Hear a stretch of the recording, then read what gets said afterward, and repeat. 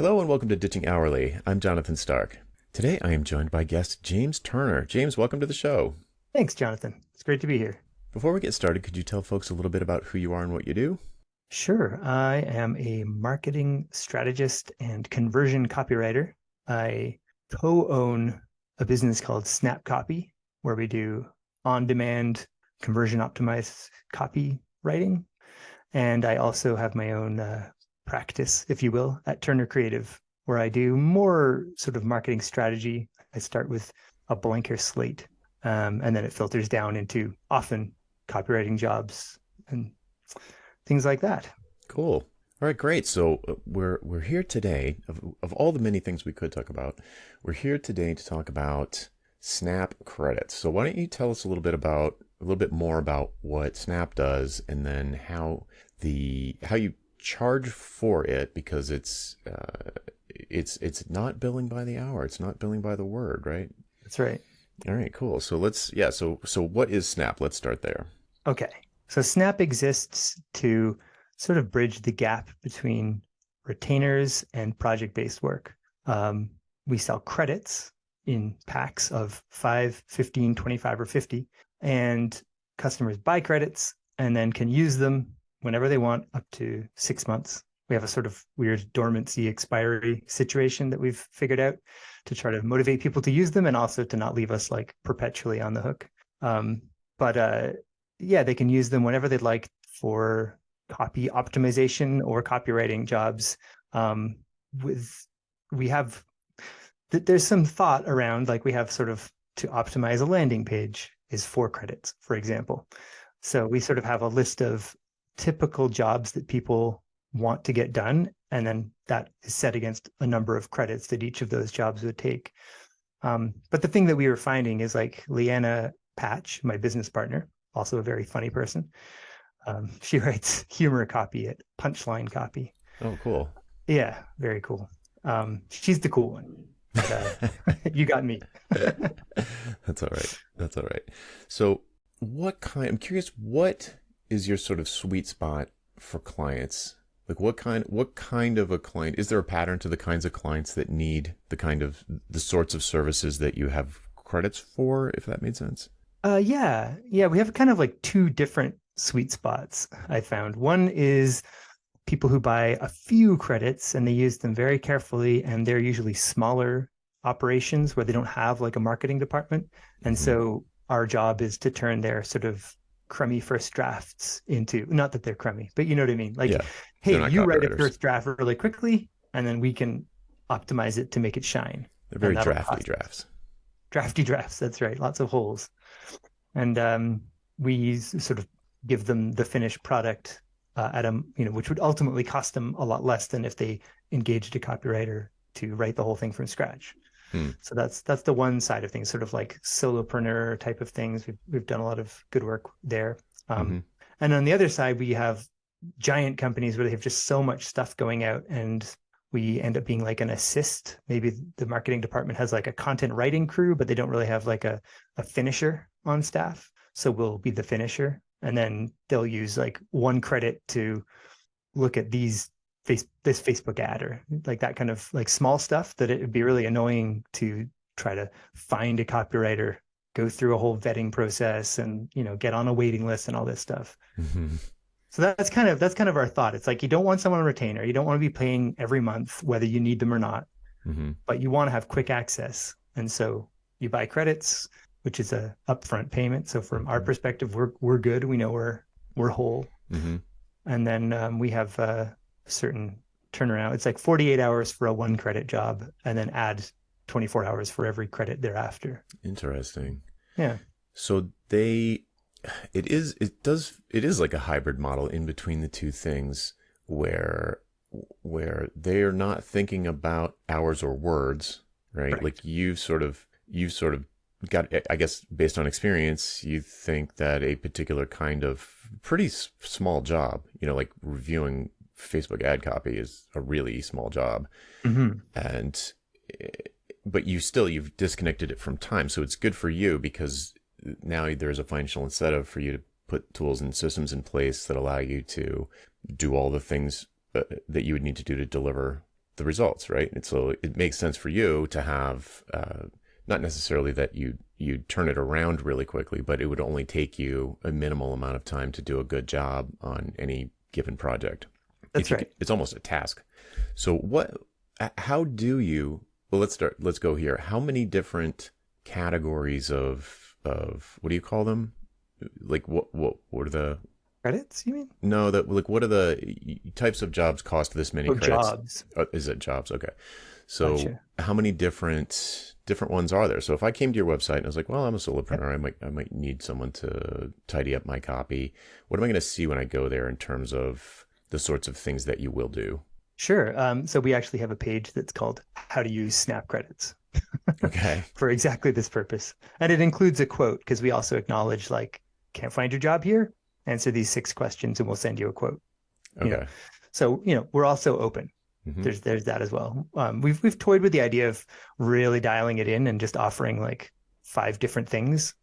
But for now, anyway, we've left it open. So then on that page, there's like 1 credit jobs, 2 credit jobs, and 4 credit jobs. Not to say Okay. that there couldn't be other 3 or 5, but these are just the sort of broad strokes. And so 1 credit, you have things like write 3 value prop options, write 5 variations on a headline, write 5 email subject lines, optimize 1 short email. Those would be Hmm.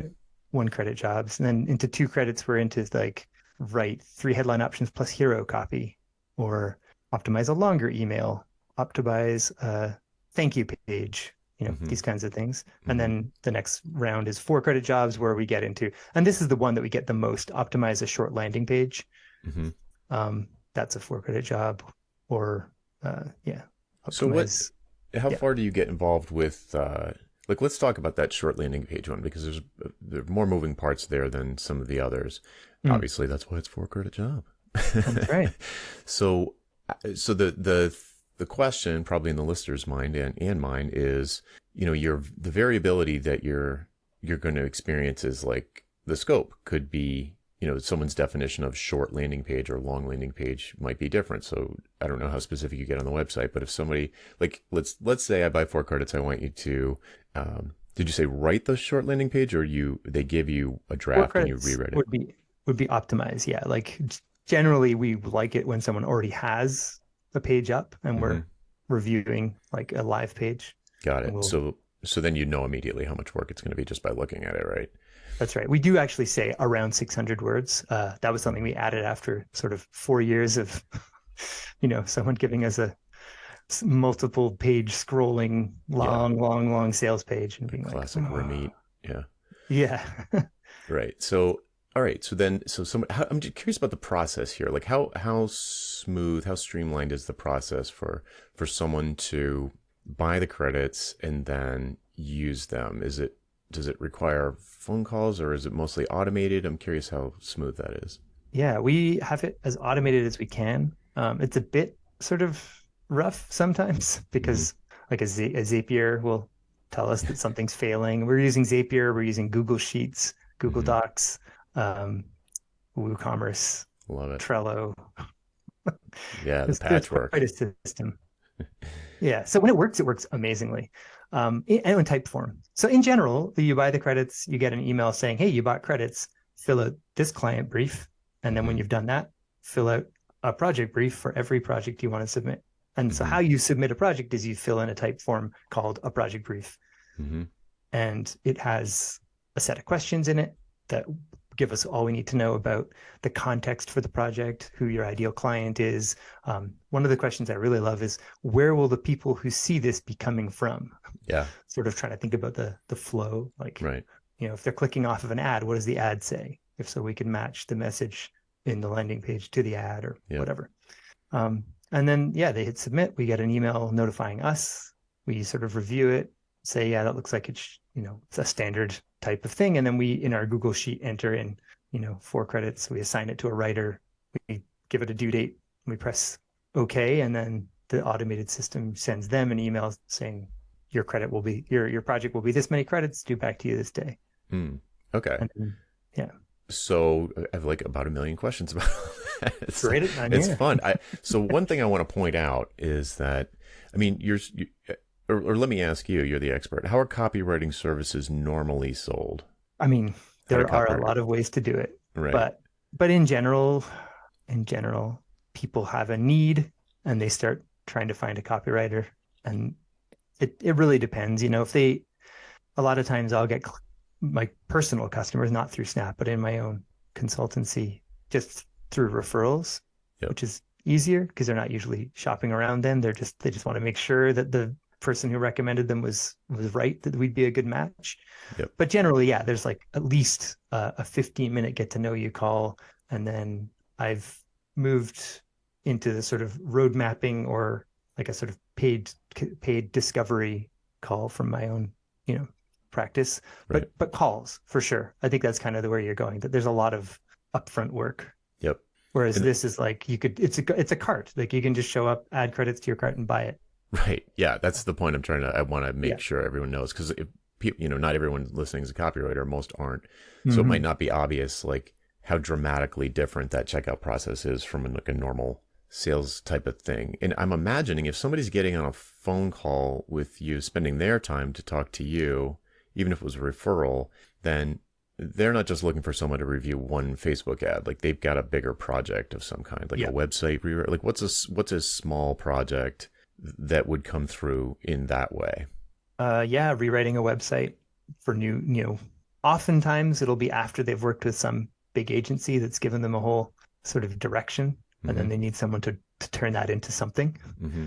Um, or if it's a new campaign, so writing a landing page or writing a sales page or writing an email campaign. Mm-hmm. I personally try to focus on landing pages and email campaigns Why is that? exclusively. Um, I like not that you can't do this with every asset, but I really like writing in the you voice, like really personal voice. Yeah. Yeah. And I find that those two things, like I'm also really a big fan of text-based email, Mm-hmm. not big designy stuff. So I Yes. really Same like here. that sort of, yeah, I've noticed. I So like that style. So that's okay, why. so that's one. So the reason I asked was because it would seem to be that Snap offers a benefit. The Snap approach offers a benefit to, especially those big companies where the marketing department just has a million fires to put out and then not enough time to Yep. do it, and they just buy some credits and fill out a form, and they don't have to talk to anyone, and off to the races. They've got some expectation of quality and turnaround time, and they can sort of forget about it, right? And then how do Yep. you how do you send the work back to them? Google Docs. So you Um, just email them a link or something? yeah, it's automated through. So on our end, we fill in a Google form by entering our project number, and Mm-hmm. then the magic happens in the background. They get an email through ActiveCampaign with Nice. here's your Snap project, your latest Snap project with a link to a Google Doc. Cool. Yeah. So and we're upfront about that. We just everything's Google Docs Right. basically. Right. Yeah, I was just thinking on that we did one of the coolest or sort of most fun things we did was a music festival, a Las Vegas music festival Hmm. back 2, 3 years, 4 years ago. I'm not sure, but they bought 50 credits, and then we were mostly doing their social. Like they had all these, they had to get we did like the envelope copy for the tickets when they get mailed to people, and then we did like the wristband copy, and then we were doing social after social after social as they Uh, were releasing different artists that were going to be part of it. And that's cool. I think in the end they bought another 50, so like they were just plowing through them. Hmm. Um, And yeah. how many credits is a wristband? Uh, one credit, depending on the size of the wristband. It's probably It's a not a big lot of. wrist. Well, okay. Well, maybe we'll have to do a bespoke quote on that then. Mhm. Okay, so are your prices on the website? Are they the same for everyone? They must be if it's all Yes. cool. So clients just, I suppose if I was brand new and I came to your site, it'd be like, buy credits, what's this? I click on, I see prices for, like, how much does it say 5 credits? You say 5 credits is the smallest? 5 is the smallest. That's 12.97. 12. Okay, so 1,297. Not. yes, I figured it wasn't $12. Um, and so then I'm going to wonder, well, okay, it's funny because my brain doesn't, maybe it's just me, but my brain doesn't go, well, how many hours is that? And really, really what I want to know is how much can I get done with 5 credits? And so what's the next thing I see? I should probably just, I mean, this is an audio show, so I'm not going to pull up the page, but if you could describe what happens next in the buying process. I see, okay, 5 credits. Well, I don't know how many I need, but I know what I need done. I'm imagining I would scroll down. Well, you said you have a page where it's like, here, how to spend your credits, how to use your credits. And so I can go over there and kind of cross-reference between the kinds of things I need done and how many credits it would take to do them, and then just go buy credits after. I probably wouldn't go to the credits first. I would probably go to the jobs first, and then, well, no. Yeah, I think it depends how you ended up on the site in the first place too, right? Right. But yeah, there's like the how to use Snap credits is definitely a path we see a lot of people go through. And then a lot of people will ask for a project quote, even for something that's on that page. So it's obviously not doing as great a job as it could. But when you go to buy credits, when you go to put them in your cart, the sort of product page has examples of what you could do with 5 credits. Okay. Like in the description, the product description, there's like a reminder of, here are some examples of how you can use 5 credits, 5 Snap credits. Okay, cool. Yeah. And reminder that they only last for 6 months. And I love your framing of that we don't want you to be sitting on credits forever. We want to encourage you to use them. So, and obviously from your standpoint, you probably could get yourself in real trouble if they didn't expire, because you could have like a whole bunch of people, for some reason, who knows why, if a whole bunch of old credits got spent at the same time, you'd probably have a really hard time managing capacity. So how do you deal with capacity? So like if anybody can buy credits anytime, is there like a maximum I mean, I know there's a maximum bundle, but can they, buy 50, like 3 50 packs? And then we do that with stock. Like we only have an amount in stock that we feel like we could manage. Got it. If everyone bought every single thing we had in stock, we'd certainly have to write her up a bit. But we've got a pretty, like Leanna and I are both very personally connected with loads of writers. So, and I don't know if I said that at the start, but we do work with writers. That's kind of like part of the way Snap works. Part of the model. Yeah, that's exactly where I was going to go next. So, because I was going to start talking about capacity. So so what happens in that relationship? How does that relationship exist between you and the writers? Yeah, like, I mean, I understand that you know each other, but financially speaking, are you, so neither one of you is doing any writing for Snap? We do and we don't, but it's not guaranteed. And if we really push it, so the thing about Snap Copy too is that it's we both have our own personal consultancies. So it's not, I wouldn't, side hustle feels a bit pejorative, but it's not either of, like, there's no one who's a full-time Snap employee constantly doing biz dev and that kind of stuff, which, there certainly could be. It's that kind of a company for sure. Well, it's scalable. Right. It's kind of like a marketplace was, like Fiverr for writers in a way, where you're you created a thin layer on top of a bunch of freelancers that makes the purchase process really easy, like so easy that I would perhaps buy 5 credits for you to review. I don't know, a few Facebook ads, or like, you know what I mean? So like you wouldn't probably look for a copywriter to do just that. So that's right. It's very interesting. So I have to ask, how do the copywriters get paid if you're getting paid?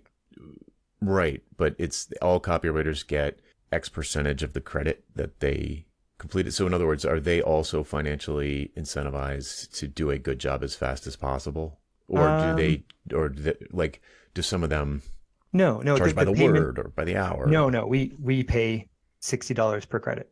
Got it. That's okay. It. So in theory, working for, you're not working for Snap, but you know what I mean? Like you're contracting through there. It's like a lead source. It is like a marketplace. It's like, but we don't connect the writers with the clients. Like, so we're the face to the clients. That's true. And we're the first point of contact. We scope the jobs. We say, yeah, that looks like it actually is a 4-credit job, or hey, can you give us more information about this or that?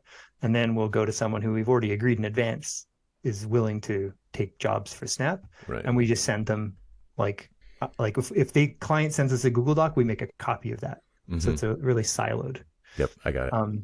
And then the writer sends us back their thing, and we look at it and often tweak it before sending it back to the client. So we're sort of the first and last eyes on the stuff. So it's not there's no connection. We don't Right. say, oh, and this is your writer. Good Okay. luck, guys. Okay. Got it. Okay. That was very cool. So how predictable is the demand, if you see what I'm saying?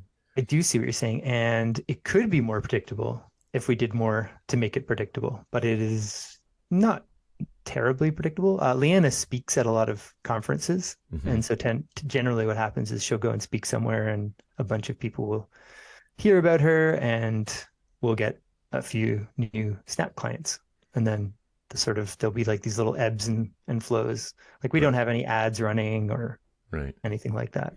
Do you have a lot of how much repeat business would you say, of your revenue in a year, let's say, how much of it would you say is from sort of on people who are buying credits over and over and over, or is it more event driven, like the Las Vegas thing where they buy 50 or 100 credits and then you don't hear from them again for 4 years or something like that?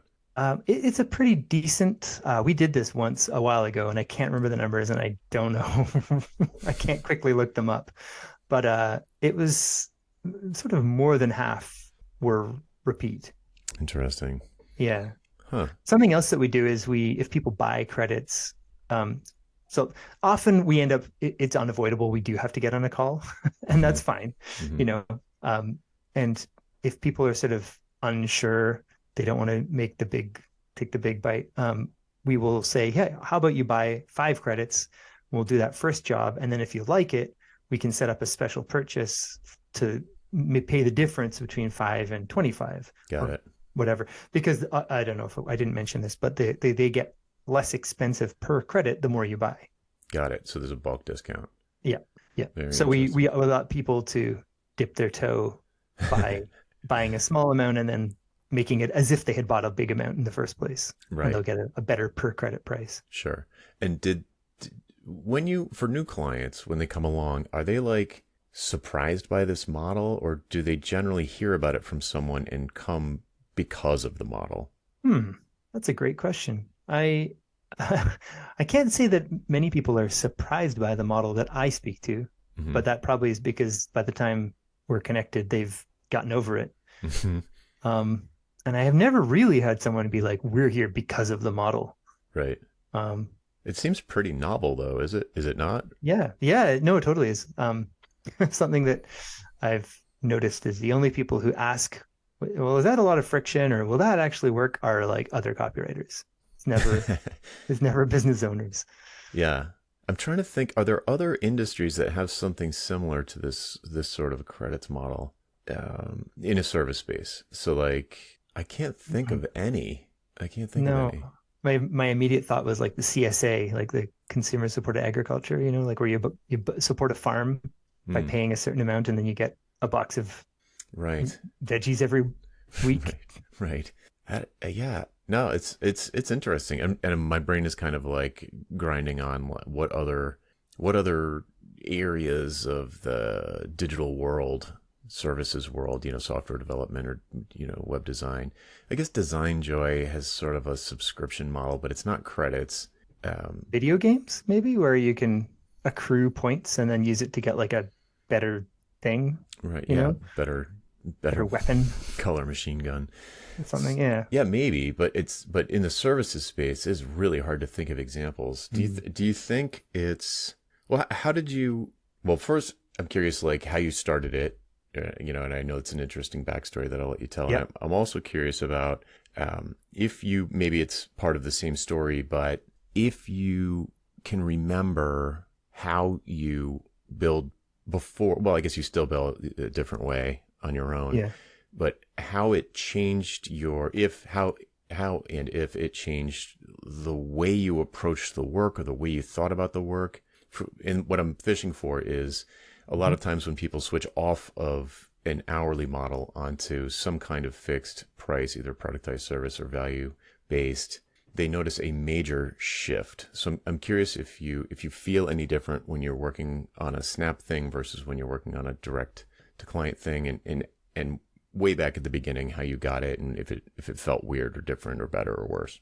Okay. So, unfortunately, I will have to say that I started in copywriting already post hourly. So Oh, I never interesting. had to go through that. And this is all down to my sort of first and forever mentor, Joanna Wiebe, who runs Uh, Copy Hackers. hmm That was I was in her conversion copywriter course back in 2014, when she still had only taught a handful of people, which was really a good thing for me since it's grown to an empire.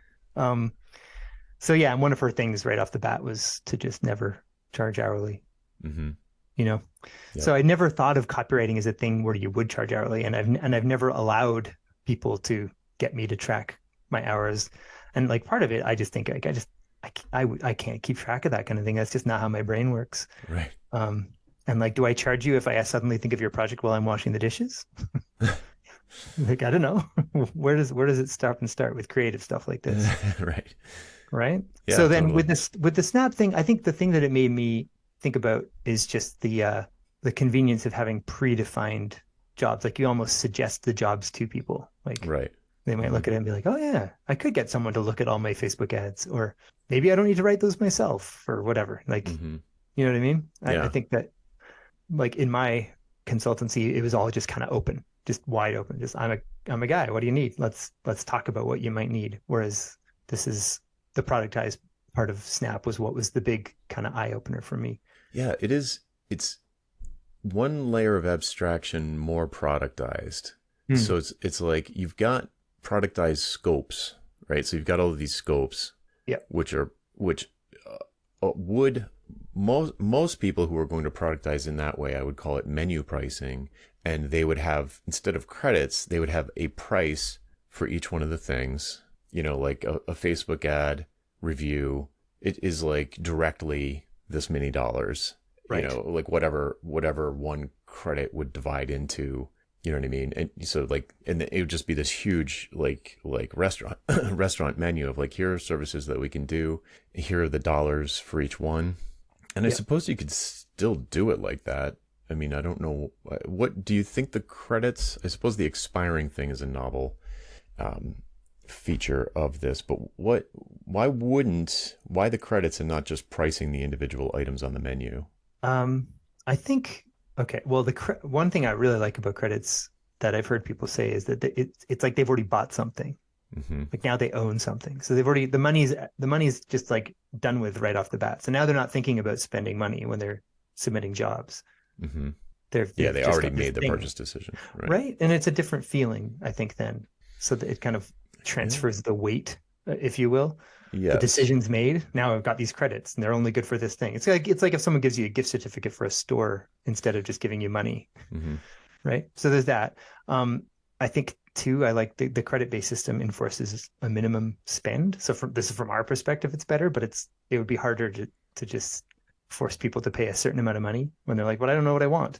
Yeah, But that's the wild thing. It's like they're making a purchase decision before they know what they want. Like how, because in well, theory you could say, all right, minimum job site, minimum cart is what did you say, 12.97. Minimum yeah, cart is 12.97. Just throw stuff into the cart until it's up to 12.97. Check out, and we'll get true. started.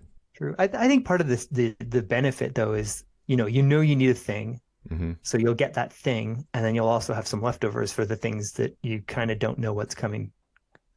And it's Yeah, rare that yeah, I've found in my personal consultancy that I talk to someone where they aren't aware of like this sort of nebulous, I'll probably need some other, like, I mean, almost everyone talks about like, and there might be more projects down the road, mm, which could be just a sort of selling tactic to get you to want to work with them. But right, right.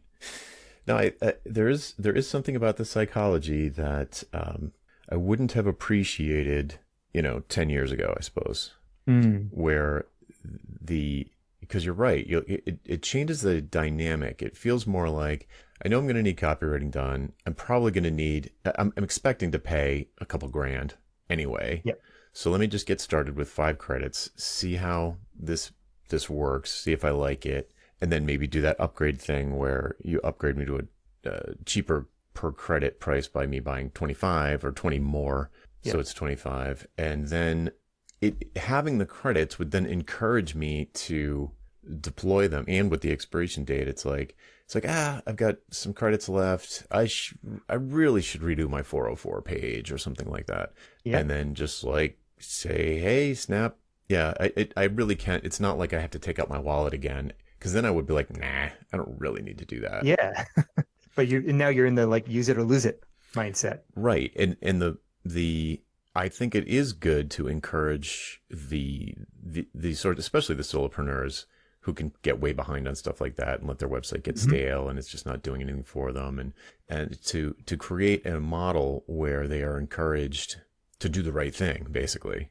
Yep. Yeah, it is really interesting. I would not have, I think, maybe 5, 10 years ago, I would have been like, you're just abstracting the productization, like I just described. Like you could throw all the stuff Right. in the cart, enforce a minimum purchase amount, and just, but I can feel it. It's a totally different experience.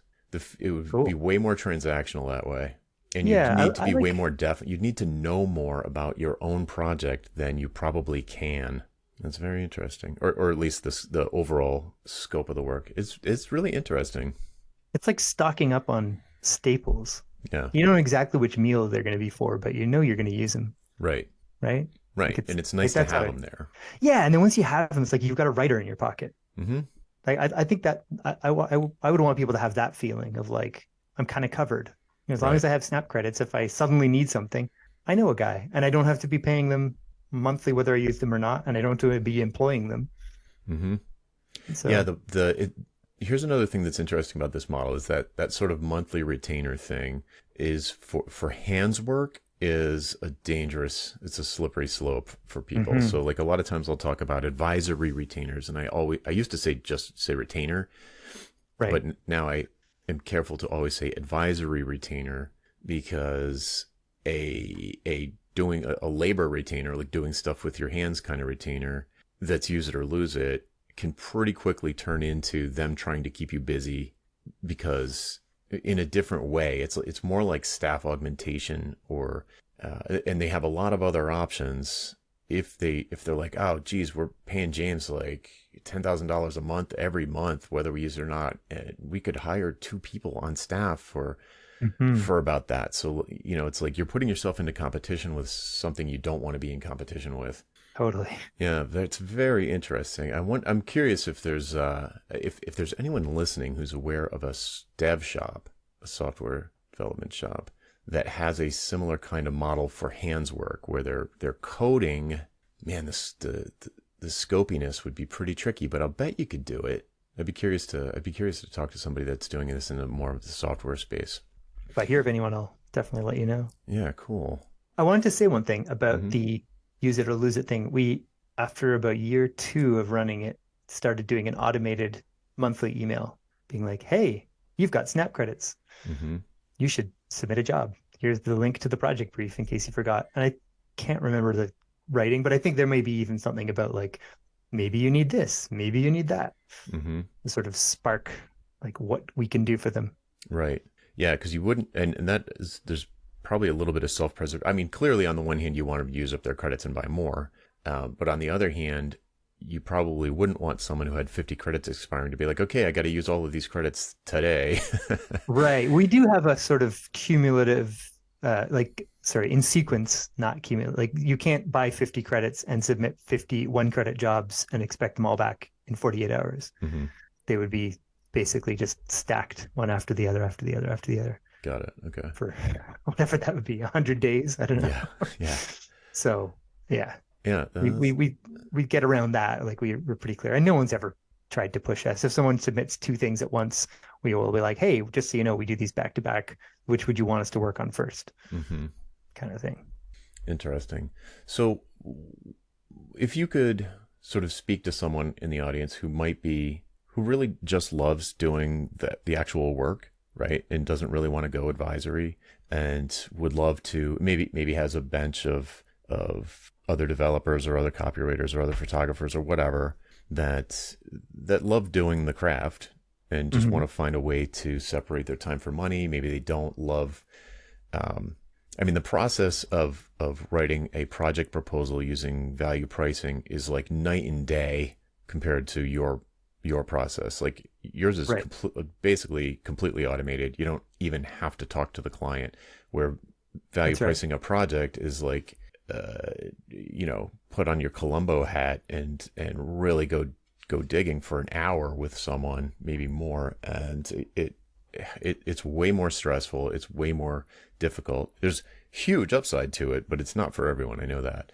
So Hmm. if someone listening is thinking like, I want to experiment with this, what could you tell them? Like, what surprises you about it, or what surprised you about it at the beginning, um, or what would scaling it up look like? Like you said, it's not fair to call it a side hustle, but it's not your main thing. Like, do you think that someone who wanted to go all in on a model like this could do uh, as well or better than, say, someone like value pricing projects or just selling productized services? Yeah, I think so. Well, I don't, I wish I knew how I could answer that versus value pricing projects, but I've so far not really managed to do any of that. Right.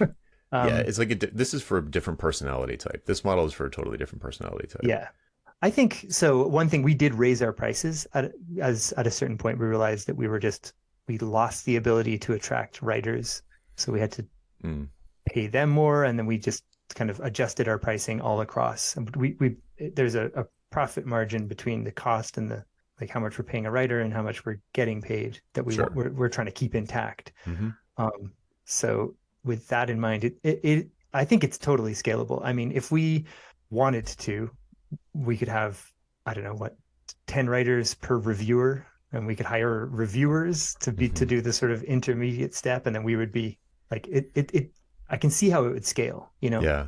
I can see that you would just need to add, like, if we got to the point where Leanna and I couldn't oversee every project coming through, then we would just have to hire an overseer, you know, Hmm. a copy chief Right. or two, and Hmm. or three or four, and like that. I picture that sort of like that's probably how it would go. Like there'd be sort of a set of writers and then an overseer, and that we would have to figure out how many clients required that, Right. you know, management. I think it would get pretty crazy because we're working with people who are like we don't have like an agreement to give them a certain number of jobs. Hmm. So that's one thing that's been a bit problematic with not having like really consistent flow. Like we'll get all interested with someone and we'll be like, yeah, great. So the next time we get a client come through that's a good match, then we'll reach out. But we can't, like, I wouldn't want someone to be, you know, basing their livelihood on Snap as a writer. Hmm. Right. It's sort of pitched as more of a filling in the cracks Right. type of thing. So for good writers, if you've got some downtime, these are easy jobs. You don't have to talk to any clients. You don't have to do any scoping. You just get a clear brief, do it, you send it back. That's it. Right. Yeah. Yeah. That's So very interesting. yeah, Yeah, and I agree. That could be scaled up. It would be. I mean, I guess there are a lot of copywriters. You would need a lot of copywriters, but I suppose there are a lot of copywriters. So there really are. Yeah. yeah, so that's pretty cool. It's pretty cool. I'm curious. It'd be really interesting if somebody tried this in another space. I'd really love to know about that, or someone that has a similar model, even in the copywriting space. It probably doesn't exist, or you'd probably have heard of them, but that's already gone. That's gone all the way down that rabbit hole and like done it as their full time thing to see what that looks like. Yeah. Yeah, but it feels a little bit like a super duper organized virtual agency type of model, but Yes.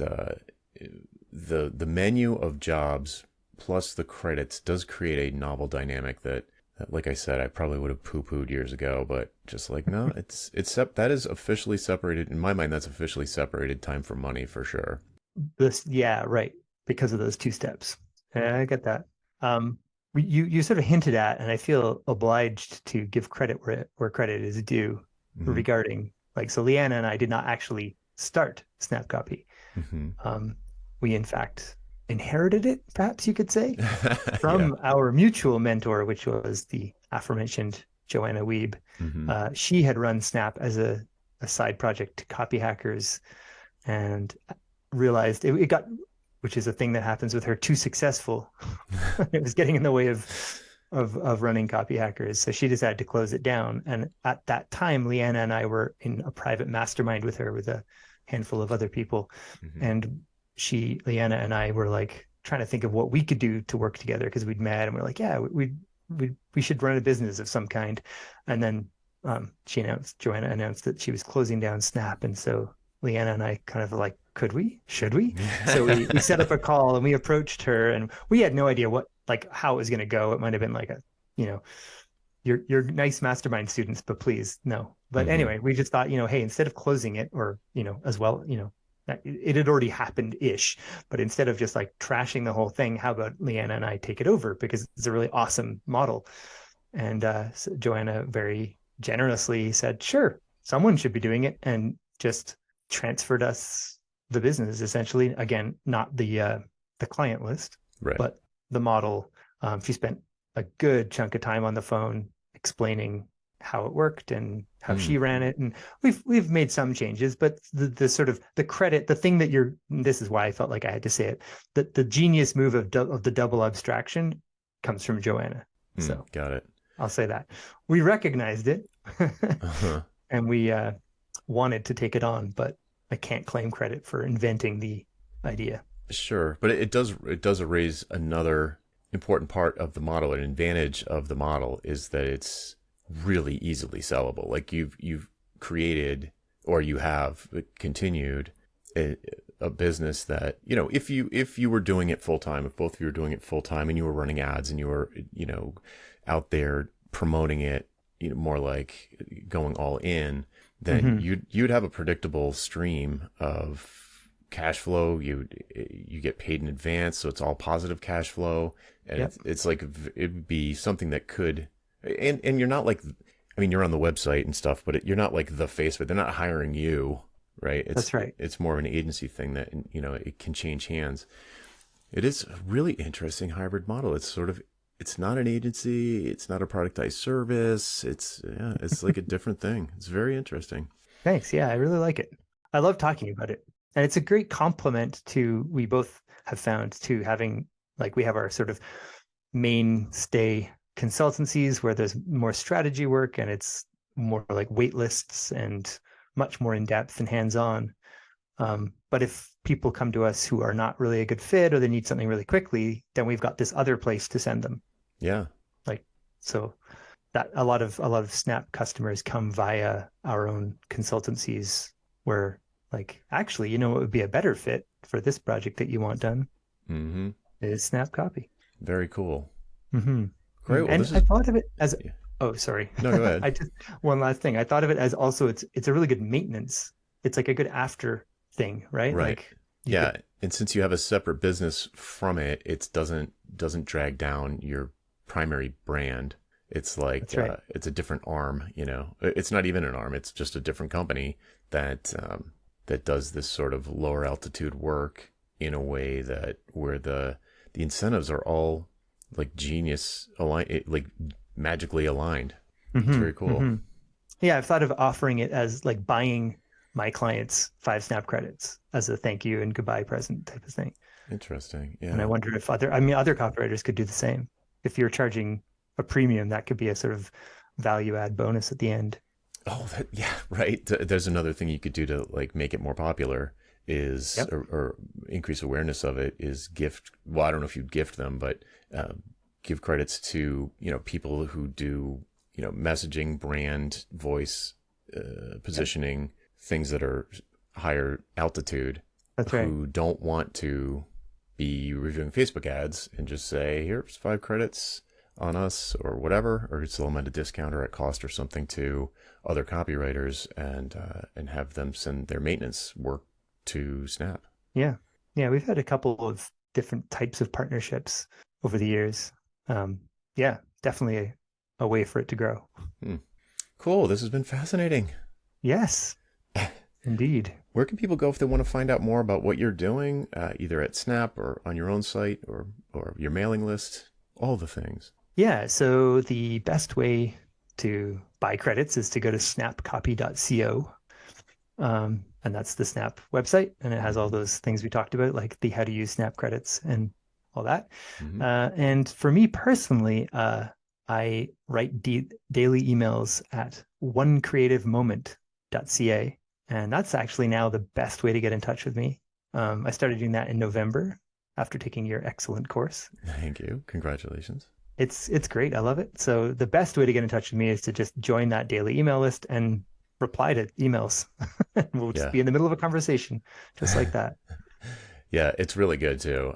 I mean, I would have to say that as a graduate of Email 365, but it's really good. I mean, it shows that you Thanks. write all the time, so it's very Yeah, entertaining.